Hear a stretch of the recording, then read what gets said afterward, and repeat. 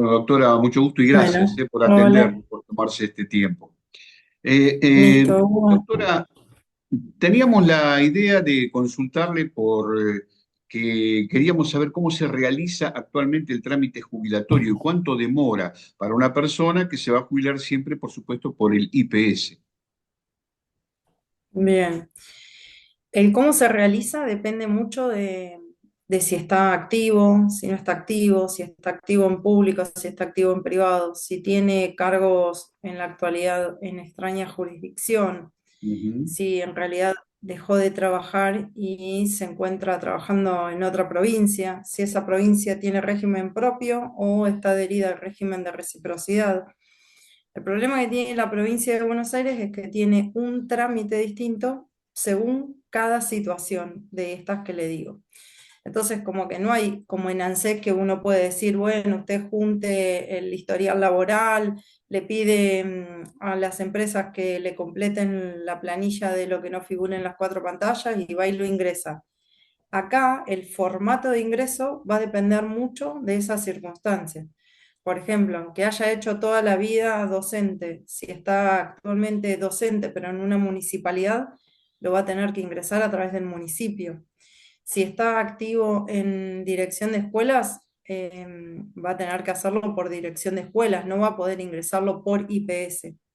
De todos modos, la presidenta del IPS ha manifestado en esta diplomatura que se está desarrollando en forma conjunta entre el Colegio de Abogados nuestro de La Plata y el IPS, em, que tiene la intención de que vuelva a haber un módulo de atención para los inicios de las jubilaciones, pero esa respuesta no tiene una respuesta a la pregunta suya, no tiene una respuesta concreta. Ujú. Hay que mirar cada uno de los casos y además es bien distinto, no es que es un poquito distinto o una planilla distinta, es bien diferente cada caso según esto que le estoy indicando.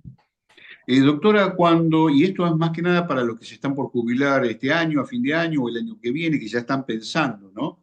Bien. Cuando alguien prestó servicios en el ANSES y también aportó en el IPS, ¿cuál es la caja que prevalece? ¿Hay acuerdos entre cajas? ¿Se pueden conseguir aportes para compensar? En fin, ¿cómo es que se manejan estas cosas? Sí, en cuanto a la reciprocidad, desde el año 46 no ha cambiado. Hay un decreto que establece que cuando uno tiene aportes en distintas cajas, la caja que asume el rol jubilador va a ser la caja, lo que se llama caja otorgante, y va a tomar a esos aportes como si fueran propios. Yo suelo decir que es como si fuese un hijo adoptado. Una vez que uno lo adopta, listo, es un hijo más. Entonces, esos aportes que vienen es de la misma manera, el mismo tratamiento. El punto es determinar cuál es la caja otorgante. Para el IPS es aquella caja que tiene obligación de aportes, mientras que para el ANSES es con aportes. Entonces, entre esa diferencia entre el 168 de la 24241, que es de nivel nacional, y lo que implica el artículo 67, 66 y 67 de la provincia de Buenos Aires, hay una discrepancia que llevó al fallo Huacún, que es Huacún contra Caja de Policía, y Huacún como un ejemplo, pero hay muchos otros, pero ese es el que llegó a la Suprema Corte de Justicia con un fallo de la Corte Nacional, que si bien la Corte Nacional le termina dando la razón a Huacún, ese caso tiene solo efecto para Huacún, no tiene efecto contra todos. Entonces, si alguien tiene comprado por moratoria, prescripto, eh, deudas condonadas, etcétera, y las quiere llevar a la provincia de Buenos Aires, provincia de Buenos Aires le va a decir, todo esto tenías obligación de aporte y no lo aportaste, pero tenías la obligación. Yo te lo cuento todo el periodo de tiempo para el derecho, para asumir rol de caja. Y luego los aportes que haya comprado por moratoria o que haya regularizado con cualquiera de los planes de este tipo, como pudieran ser las SUCAP, dice, no, yo computo solamente servicios fehacientes, los que realmente puedas comprobar que los trabajaste. Entonces, para el cómputo de año tampoco se cuentan esos servicios que son de moratoria. Entonces, el IPS sigue haciendo el mismo análisis desde el 2012 hasta la fecha, exactamente igual. La única diferencia es que si el beneficiario quiere ir por una vía judicial y la gana, y que la va a terminar ganando porque la Corte Suprema de Justicia estableció este criterio, bueno, el tema es que hay que estar dispuesto a litigar a primera instancia, Cámara, Corte de Provincia, Corte de Nación, entonces hay que estar litigando. A Wacún le llevó más de 10 años ese juicio, y bueno, y también puede pasar, no sé, el juicio de los bancarios lleva más de 10 años todavía en la Corte sin expedirse, entonces uno no sabe cuánto tiempo. Y en ciertas formas tampoco sabe si la Corte va a mantener el criterio, porque no siempre la Corte, aún con la misma composición, mantienen el criterio. Entonces, eso un poco, son casos que no recomiendo, que no, en general no tomo, que siempre hay otros colegas que sí lo hacen y cuando quieren le digo, bueno, anda a ver a fulanito que te lo va a hacer, pero uno tiene que tener, digo, esa responsabilidad también de que uno no puede garantizar en ese tipo de casos los resultados y después el docente con quien va a presentar esa queja, va a hablar bien o mal de uno, va a ser en vista a esto. Entonces, si bien nosotros como abogados no somos de resultados, no garantizamos, por supuesto, ningún resultado, de algún modo nuestra reputación, por decirlo de algún modo, va a estar dado por si nosotros realmente logramos o no Bien. cosas con el beneficio. Y se Ujú. imagina que si uno le dice, sí, sí, yo esto te lo saco, y después de 10 años no solamente le revocan, le dan de baja el beneficio, lo mandan al ANSES, le hacen un saldo deudor, o sea, es una cosa tremenda. Entonces, son cosas que, por lo menos en mi manera, que yo soy muy estudiosa, muy meticulosa, muy de prever, digamos, los peores escenarios, después si sale bien, bueno, perfecto, Claro, pero claro, prever esto, hay que tener esto en cuenta que no es lo mismo si estuviese escrito en una ley y uno dice, no, pero esta ley dice tal cosa. Acá hablamos de criterios. Y los criterios cambian las personas y cambian los criterios, cambian los gobiernos, cambian los criterios, cambia la composición de la corte y cambian los criterios. Entonces, de hecho, en lo personal, a mí el criterio que tenía o que tiene la provincia me parece adecuado para conservar el patrimonio de la provincia, porque la fiscalía tiene que tener la obligación de conservar esto. Sobre todo porque la normativa de la provincia es una normativa que viene desde los años 80 con otra lógica, donde permite elegir los mejores 3 años de cualquier momento, incluso de una jurisdicción nacional, donde tiene una movilidad directa, donde nos jubilamos 10, 15 años antes que a nivel nacional. Entonces, son cuestiones que hay que tener, que nos permite seguir trabajando como docentes, aunque estemos jubilados como docentes. Entonces, hay un montón de ventajas que tiene la normativa de la 9650 respecto de lo que es la nacional. ujú, Entonces, con un convenio de armonización firmado desde los años 90. Entonces, la provincia no ha armonizado, pero tampoco hay que tirar tanto de la cuerda, me parece, para llevar a extremos donde la provincia termine pagando cosas por aportes que no los hizo a la provincia. Entonces, es súper personal. A mí hay un fallo que es el de Martí Gerena de Mar del Plata, que fue un poco el que a mí me puso en un criterio que es este el que tengo. Es verdad que obviamente los derechos sociales, todos queremos que sean de esa manera, pero uno no puede beneficiar más al que no paga que al que paga. Digo, en claro, Argentina claro, se da esta situación. Aquel que pagó no puede elegir la caja porque están pagos, y no los puede renunciar, no puede hacer nada, están pagos. Y aquel que tiene una deuda, entonces sí puede elegir la caja, desde el punto de vista de la justicia No, no sería justo que dar ese beneficio. Entonces ese fallo en su momento a mí me hizo reflexionar mucho y coincido con esa mirada. Obviamente, uno como abogado le toca defender a su cliente y lo defiende, pero ese es el criterio. Doctora Margarita le quería hacer una consulta. bueno, en A ver. principio tenemos que tener claro que moratoria en Provincia de Buenos Aires no existe, así en el Bueno, corto plazo, digamos. O sea, no es no, aconsejable emprender ese, esa acción, digamos. a ver, en mi opinión no, pero si esa moratoria es real, digamos, daba clases particulares de danzas en la casa, es real, tenía una academia de arte y realmente tenía alumnos y egresaban y están las fotos de todos los años y las exposiciones de todos los años con los alumnos. Y eso se puede probar que en realidad tenía una actividad y no tenía una registración y seguramente el IPS se lo va a reconocer.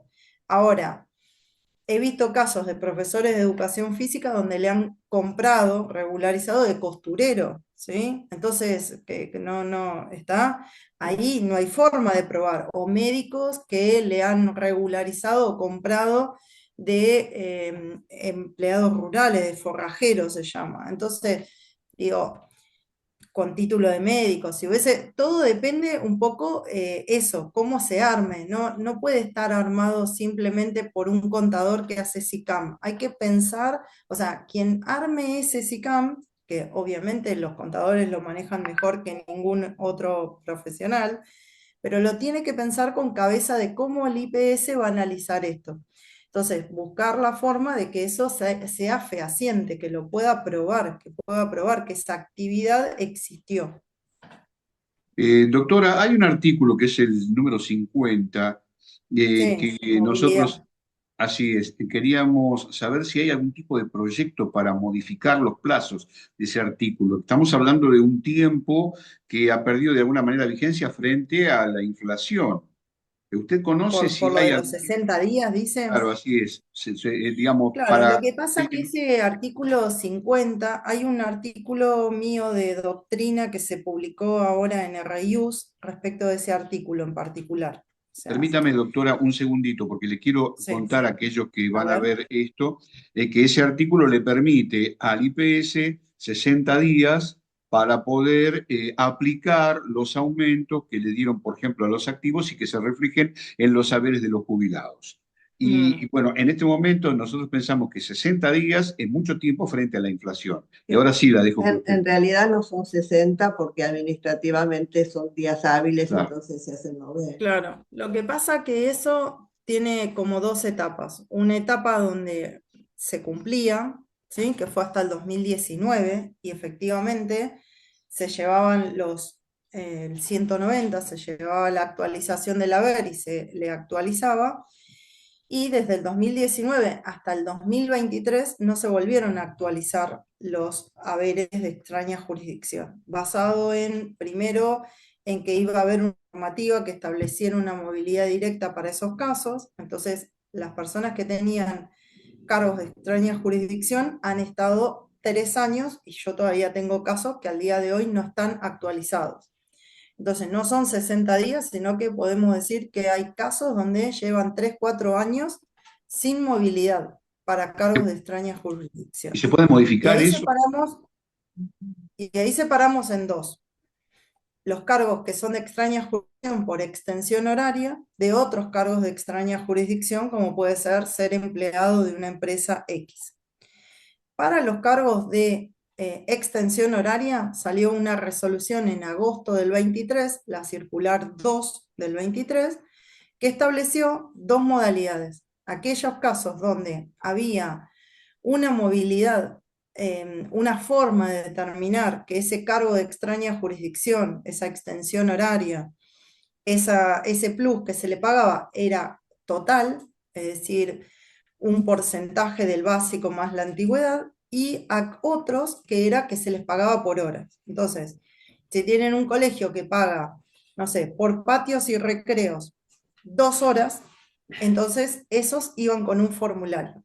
Si era un caso donde le pagaban una extensión horaria como director con extensión horaria X cantidad de tiempo, pero que era un porcentaje, no sé, el 50% o el 100% del básico más la antigüedad, y el colegio podía establecer que le pagaba ese porcentaje, entonces iba con otro formulario.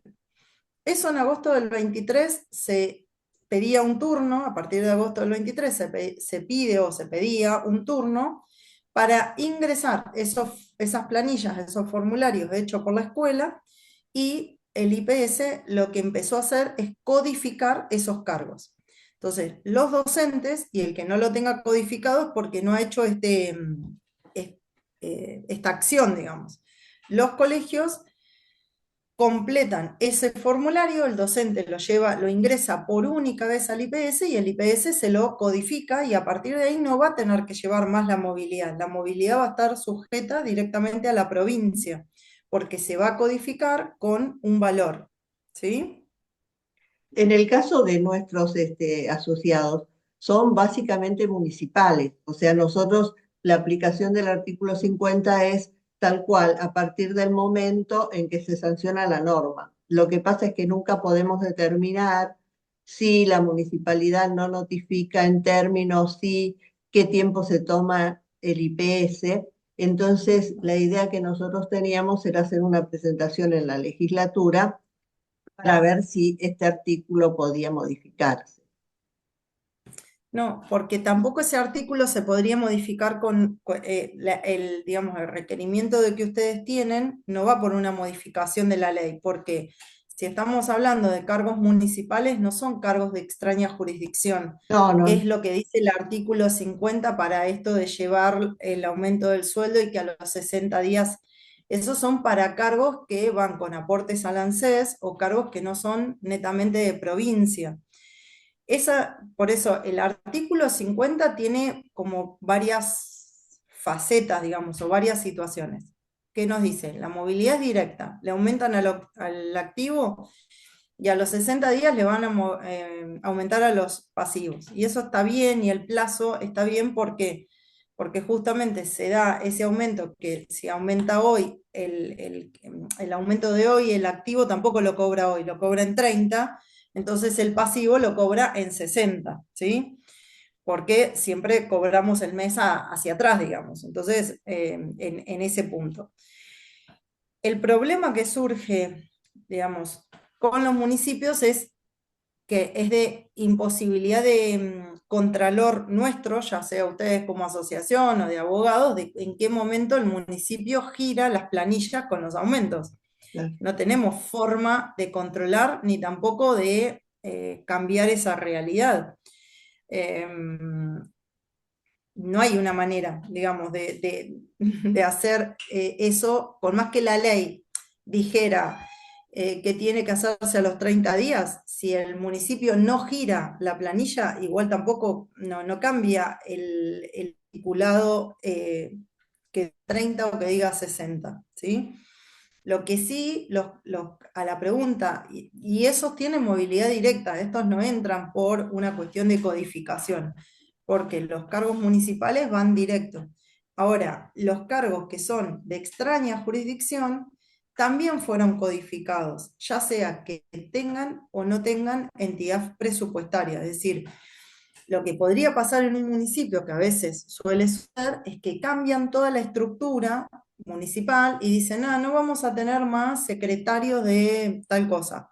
Ahora vamos a hacer solo subdirecciones, y esas cosas a veces políticamente las cambian y no se dan cuenta cuánto impacta eso en la vida de los que están jubilados.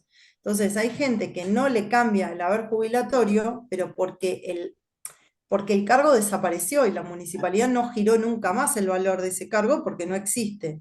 Entonces, en esos casos hay que hacer una equivalencia entre a qué equivale ese cargo. Y eso con el decreto 1754, también del año pasado, de noviembre, se modificó para que todos los cargos puedan tener esa movilidad directa y que el IPS no tenga que estar actualizando permanentemente, sino ni el beneficiario llevando ninguna planilla de nada.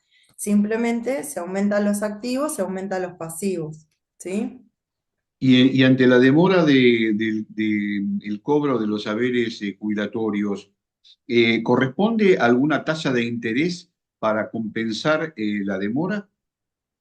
Lo que pasa es que la propia ley tiene una tasa de interés en la misma ley. El problema que tenemos es que durante estos 3 años hacia atrás tuvimos una inflación Galopante. demencial Ujú. y bueno, eh, mm, ese es el problema, pasa como por otro lado. Y también en materia laboral hay un fallo que es Barrios, que permite modificar esa tasa, pero lo mismo, quien pretenda aplicar la tasa tiene que ir primera instancia, segunda instancia, la corte y bueno, ver si se lo aplican o no. No es que es algo que porque hay una sentencia ya se aplica. Eso no funciona en la Argentina, nosotros es caso a caso.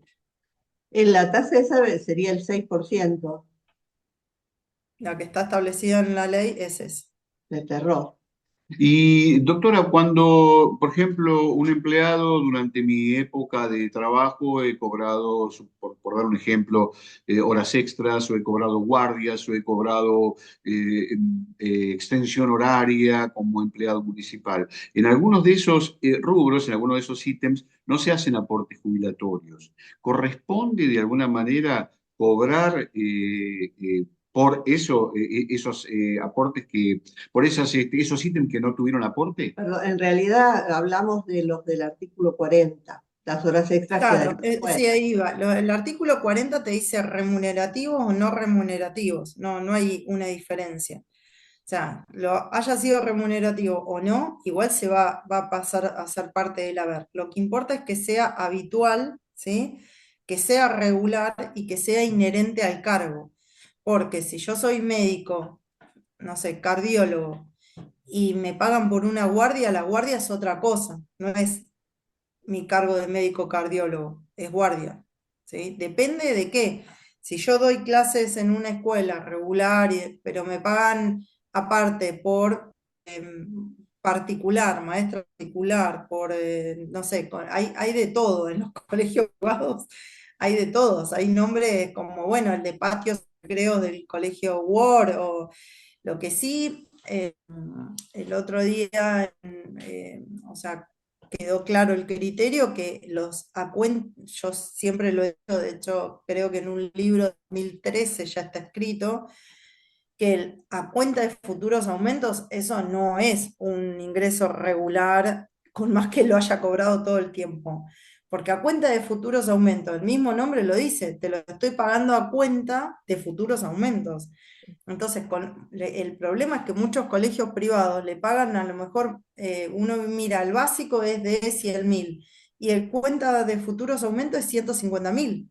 Es más, lo que le pagan de a cuenta de futuros aumentos que eso. ¿Qué tendría que hacer el colegio? Ponerlo en algún ítems, en algún rubro, que sí sea pagable luego para cuando se jubila. Pero a cuenta de futuros aumentos, como yo te doy una plata para que si hay una paritaria futura ya te la descuento y lo tengo pago.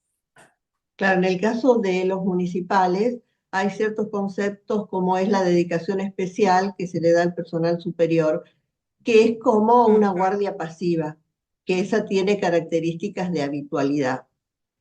¿Vos sabés si Sí, hay así me lo casos en que pagaron. se haya pagado este adicional, esta bonificación? No, no, si la municipalidad lo informa. El tema es que ahí hay que estar muy atentos, pero ¿cuál es el problema?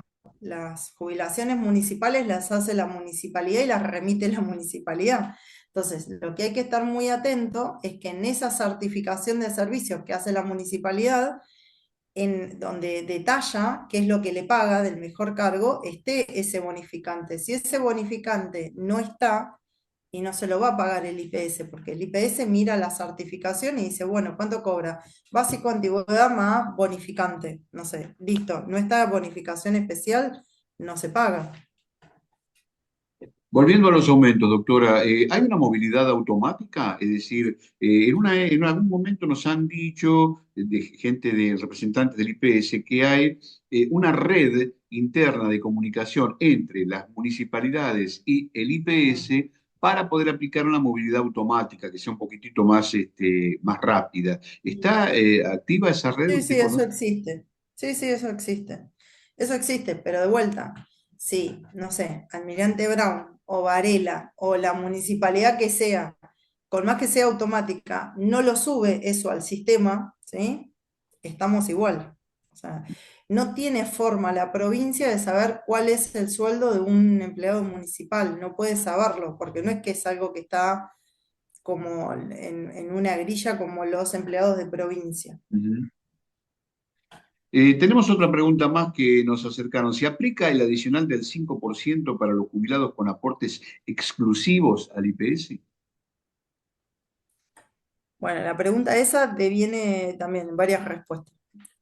Mm, Si trabajó siempre todo municipal, supongamos todo municipal o todo Docente y municipal. dos.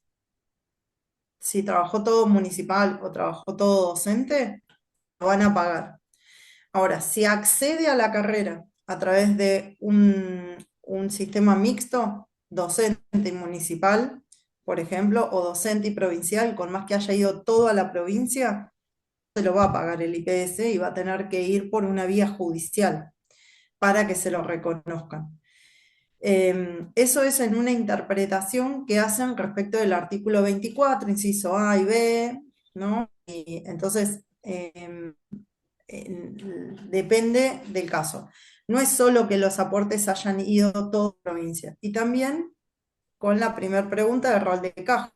Si tiene 25 años por ANSES y tiene 26 por provincia de Buenos Aires, el rol de caja lo cumplió ahora, hace un año, porque antes de eso no se podía jubilar. Entonces también depende también de cada uno, no es solo, pero tengo 40 años de aporte y 60 de edad.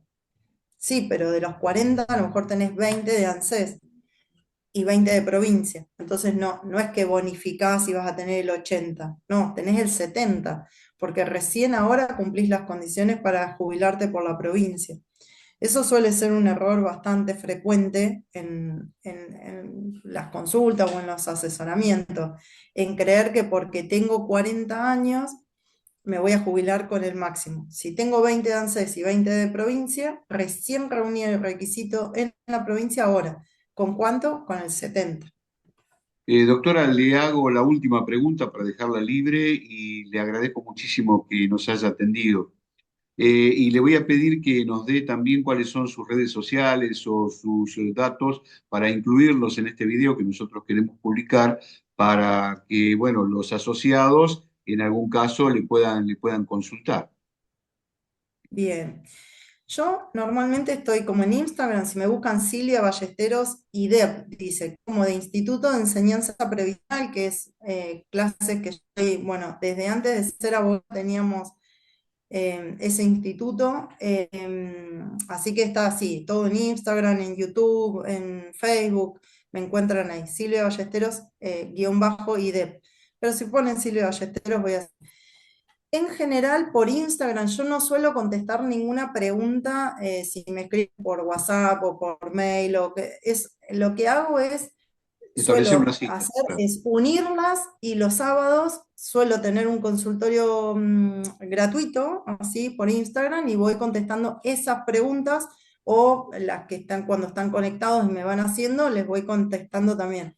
Pero porque materialmente es imposible, si no, yo llevo más de 2.000 alumnos a lo largo de estos años y por ahí dicen, bueno, pero es una preguntita cortita, sí, pero la respuesta no siempre es tan cortita y si uno suma eso, entonces, bueno, puse ese servicio para justamente que poder dar respuesta y que también les sirva a los demás, a otros que posiblemente tengan las mismas dudas. Doctora, la última pregunta por mi parte. ¿Cuáles son los plazos mínimos para la presentación de pedido de pronto despacho y amparo por mora en caso de Mm, demoras en el trámite? Bueno.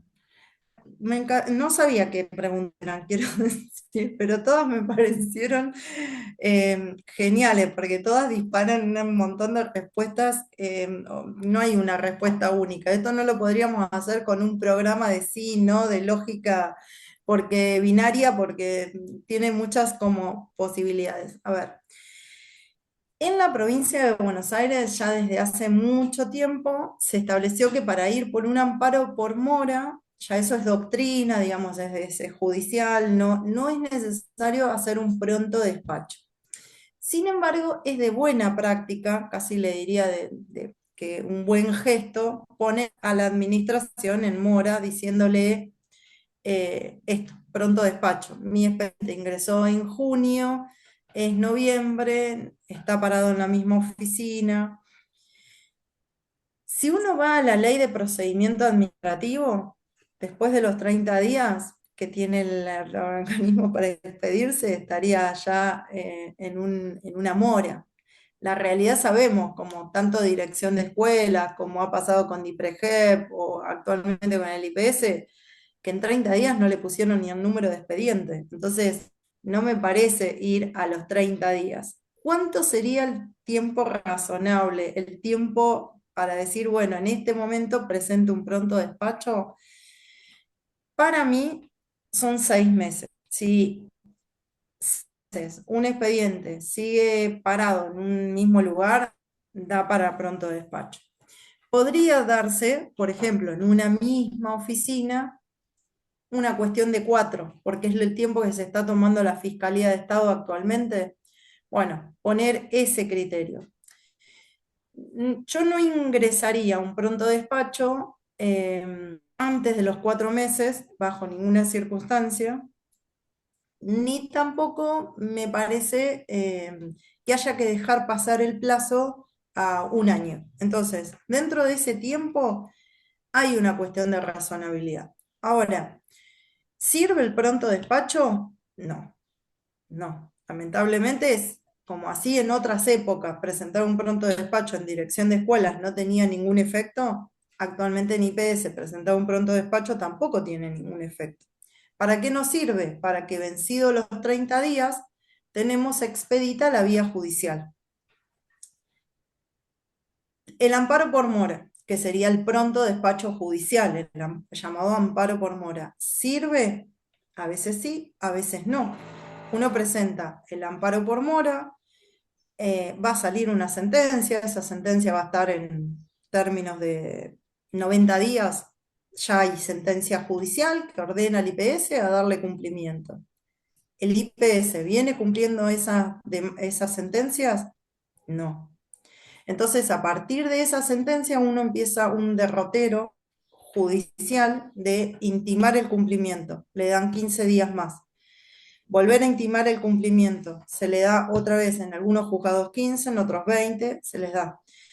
Y recién después pedir las sanciones conminatorias, que es lo que se llama astreintes, que es estas multas a los funcionarios. ¿Qué es lo que sucede? Que la fiscalía apela a las astreintes, ¿sí? Y queda todo ahí parado. Entonces, ¿sirven las astreintes? Más o menos. Tampoco sirve. Entonces, en este momento en particular, es muy difícil lograr que el IPS cumpla con los plazos, que cumpla con las sentencias. ¿Para qué serviría entonces si alguien, bueno, me está escuchando y dice, bueno, entonces ¿para qué voy a ir para la vía judicial? Bueno, porque justamente uno, por ejemplo, en el caso nuestro como abogados, le estamos diciendo no es que nuestro trabajo no es respetado y que no están cumpliendo, sino que no están respetando ni más ni menos que una sentencia judicial, que es a lo máximo que uno puede aspirar a que justamente ordene el cumplimiento. Y por otro lado, en la estadística que yo tengo, bueno, hay un 50% que se cumple. Ahora, si yo no fuese por la vía judicial, ¿lo cumplirían igual ese 50%? Y bueno, es contrafáctico, no se puede saber.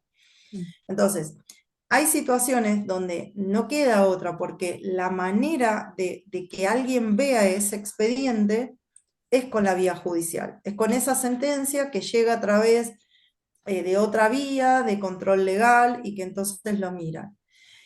Si tuviésemos de vuelta la posibilidad de tener atención presencial y de que alguien de las áreas técnicas pudiera de algún modo ver los expedientes, no se iría por la vía judicial. ¿Cuándo se empezó con la vía judicial? El IPS tenía menos de un 5% de litigiosidad, nada, no existía. Nadie litigaba contra el IPS porque el IPS tenía un nivel de funcionamiento que estaba bien y solamente se iba a la justicia en cuestiones de, bueno, restablecimiento de derecho, alguna cuestión muy puntual, ¿sí? De que bueno, reclamar algo, pero en la pandemia, por cuestiones de lo que todos sabemos, y una pandemia que no duró 40 días, duró 3 años. Nosotros tuvimos 3 años, ¿sí? Nos olvidamos de eso, pero tuvimos 3 años. Entonces, ¿qué pasa? La única manera que teníamos de que miraran un expediente era por la vía judicial. Entonces, lo que sucedió es que, vamos a poner un manto de con el IPS, está desbordado, porque tiene duplicado o triplicado la cantidad de causas debido a que tiene el administrativo, tiene el amparo por mora y tiene un incumplimiento de sentencia también, que es otra acción judicial que hay que hacer después para que cumplan la sentencia. Entonces, digo, lo mismo que pasó a nivel estudio de uno, yo no litigaba hasta el 2023, me resistía a ir por una vía judicial contra el IPS. Hoy es la opción que tengo para decirle a mis clientes, bueno, es el máximo de lo que puedo hacer.